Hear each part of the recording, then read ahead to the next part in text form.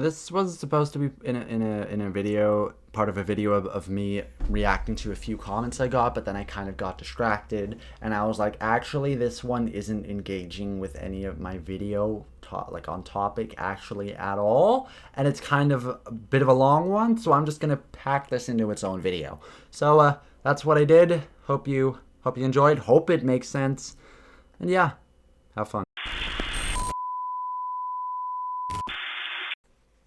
So this comment I got on Reddit. I posted a link to my video in r/religion, and I got a comment asking that was asking if they were born before, like if they remember 9/11, will they understand the video? And like, first of all, that's a bit of a weird way of measuring time, but fair enough. And then I explained to them what a vibe and a mood and what garlic bread is, so I think that's kind of cute. Like, that's adorable. Old people. And then there's this comment that you're seeing right here. The comment reads as such.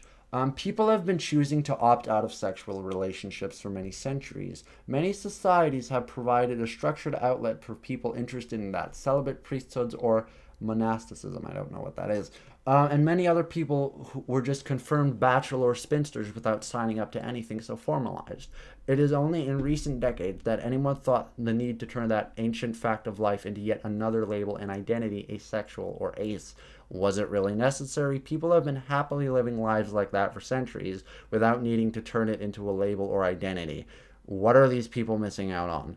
So, like, first of all, this isn't a comment on the video, really. Like, this person could not have watched the video at all, just seen asexuality and be like, oh, no. So, and like, yeah, so this is, I've had so many comments like this. So, I would like to note that the many societies have provided a structured outlet for people interested in that. Celibate priesthoods or monasticism. I don't know what monasticism is, so I'm not going to comment on that. But like, that isn't an option for everybody. Like, not everybody, like, for example, not everybody actually wants to spend their entire life in a cold, not necessarily cold, but in a fucking, but like as a monk or a priest. You know what I mean? That is not the life that many people want to live. And for example, that's not the life that I would want to live, because I still want a romantic relationship. I just don't want sex. I don't want to give up on both. And I don't want to have to, I wouldn't want to like change my entire life just like in such a drastic manner just for it to be acceptable. That I didn't want to have sex, you know? I feel like that, like celibate priesthoods or being a nun or being a monk, that's like not really that much of an option for that many people. You know, that's not like a casual thing that you do. That's your entire fucking life. And like, of course, it's good for some people and good for them, but it's not the thing for everybody. You know, like, I don't think that people of any sexuality or anything really should have to undergo such drastic changes to justify their existence. You know, this isn't really saying like a structured outlet for people. Many societies have provided a structured outlet. Well, yeah, but like, that's kind of shit, to be honest. Like, for me, it would be. For many other people, it is a nice option for some people, but not for everybody. And many other people were just confirmed bachelor spinsters without signing up to anything so formalized. Marriage was very, very, very, very important. Like, for the longest time, basically. Especially as a woman. If you weren't married, you were basically worthless and had no rights. Like, women needed a male person to like sign documents and go places and shit. Fucking, it was awful. And this is only a very, very recent change in society, in Western society, that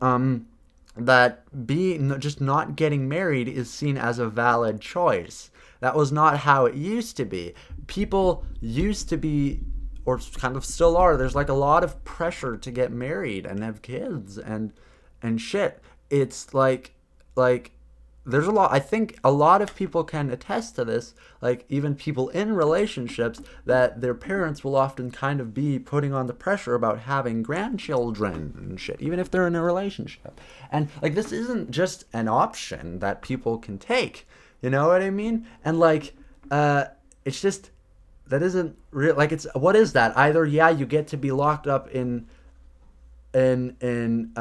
Kloster, I don't know what the English word is, surrounded by monks, and you don't get to live your life the way you want, and you have to potentially sign away a relationship, even though that may still be a thing you want, and just all of that.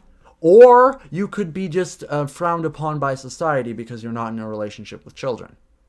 Like that isn't an option. And then it is only in recent decades that anyone thought the need to turn that ancient fact of life into yet another label and identity, asexual or ace. Was it really necessary? Also, I would like to note that if this were indeed an ancient fact of life, that some people just don't want to have sex, or some people don't want to be in a romantic relationship, asexual or aromantic people would not have to continuously justify that. Now, this person is not disputing that it exists, actually, just whether or not the label is necessary, but a lot of people just straight up dispute that it exists. Like, oh, you can't be sure about that, you just haven't met the right person, just like stuff like that, or just downright denying that it exists, you know? Like, if this actually were an ancient fact of life that were widely acceptable, then aspec people would not need to justify it, you know? Because you don't need to justify facts of life. If you say, I need food to survive, that's a fact of life, you don't have to justify that. If an ace person says that they're ace, they're like, not, of course not always, but like often, very often, there's going to be somebody that's denying its existence, denying that this is a thing that exists, that would not be happening if it were a fact of life. You know what I mean? Like, that isn't going to happen. And was it really necessary? I'll get to that in a second. People have been happily living lives like that for centuries without needing to turn it into a label or identity. What were these people missing out on? So, what were these people missing out on? So, like, just as a counter question to that, what harm is being done through it? You know? Like, what is there harm being done? Like, is it hurting anybody that I, Luciano, have a word to identify under? Like, that there's a word for my feelings or my sexuality. Is that like harming anybody? It's not. I'm not forcing this onto other people. I'm just saying this exists and it has a name. It's, even if it were not beneficial theoretically, which it is, it's not hurting anybody. It's not doing harm to anybody. And the people have been happily living lives like that for centuries without needing it to turn into a label or identity. I'm just gonna, so like, this happens a lot with anything queer, but a lot of queer people grow up or just have the feeling that they are broken or that there's something wrong with them in a capacity. For example, me. I'm very, very sexual pulsed. It's like really strong. And before, like, I've fainted twice in sex ed, which may sound dramatic, but it's really not fun, believe me. I can explain that in a video if somebody wishes, but it's really bad. And like,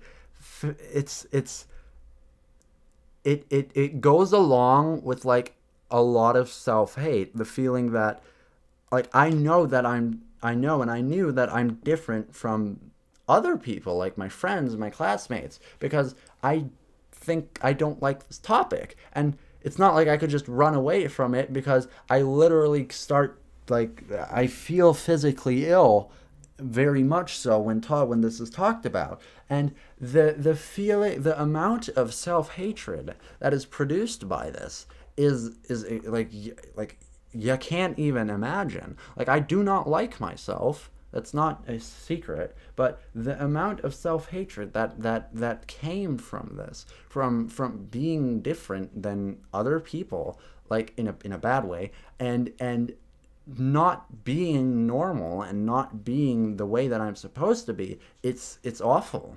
And like, I'm not the only one that feels or felt that way. And now, like it's a very nice feeling to know that, like, you're not the only one, that I'm actually not the only person that is this way.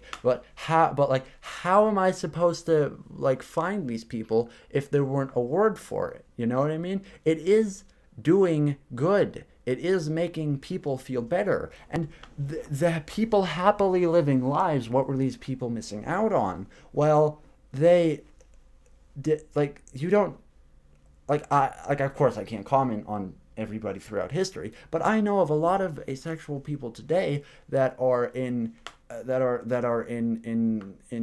like abusive relationships or some shit, because they think that they have to have sex to be a good partner or some shit, or that hate themselves to no end because they think that there's something wrong with them. And that isn't something that'll just magically go away, because you could be a nun, buddy, or a monk. Haha. Like, no, that isn't how it works.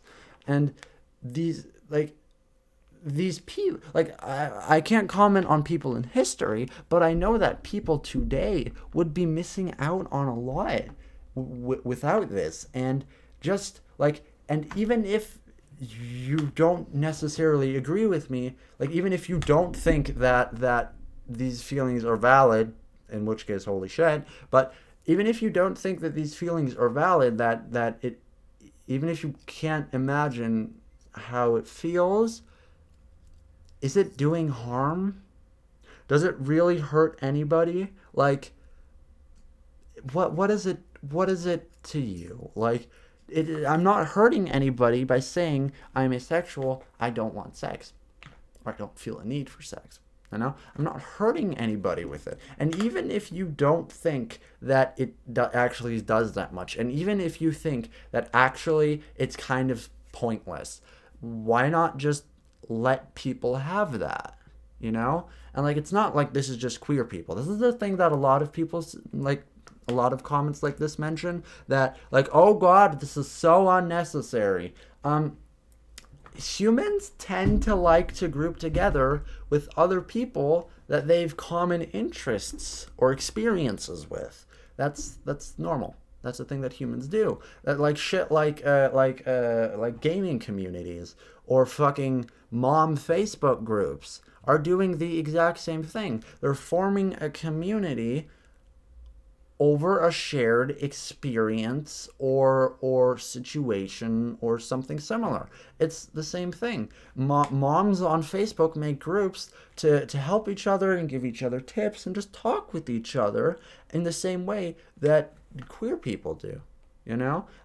Except the thing is that queer people don't name them, just don't, it's just, they just use the word. They just use a word to what to call themselves. Like, what are they supposed to call? Like, what's the alternative there?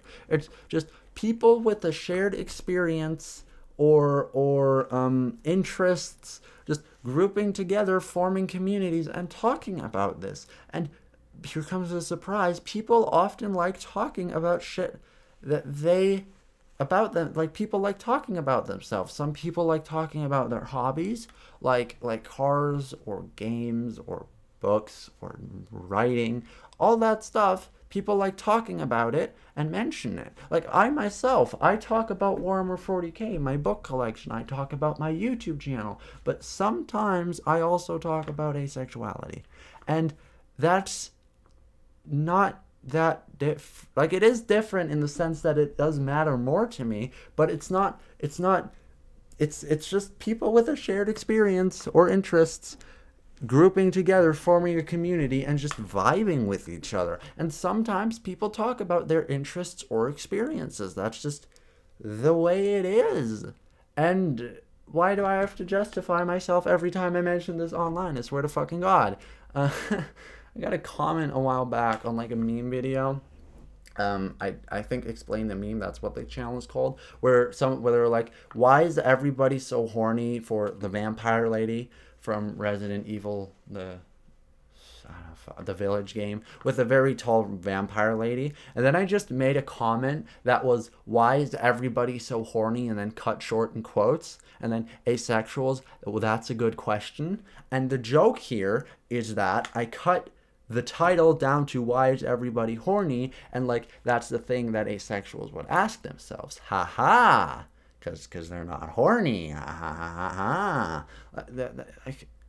And then some dipshit legitimately took the fucking time out of their day to comment on that and go, oh, asexuals are always shoving like talking about this, and they're making it to their whole personality, and why can't you just leave it alone? And like, dude, it's a fucking joke. I literally just referenced that it exists. Oh my God, back the fuck off. Like, it's like, it's annoying. Like, I think I've just had this happen to me like 10 times, and I don't mention it that often in public spaces, but just basically anytime I mention being asexual in a context that isn't specifically ace, like an aspec Discord server or r/asexuality, I'm basically running the risk of having to justify that yeah, no, actually this is a thing that exists, and actually, yeah, the label has a point, and it's not your fucking issue, buddy. It's a word. Oh my God. Even if you think that it's completely unnecessary, English has a word for throwing somebody out of a window. That is, I think it's called defenestration, something like that. That is the most redundant thing ever. People like having words for specific things. That's how humans are. If there isn't a word for something, we're gonna make one. That's how humans work. That's how language works. And people like group together over shared experiences or interests. That isn't new, and that's perfectly fine. So why is it an issue with anything queer? Also, I've been on this ramble for 17 minutes. This was originally supposed to be part of another video. I think I'm just gonna make this into an own one. So, yeah. Thanks for watching this. Yeah.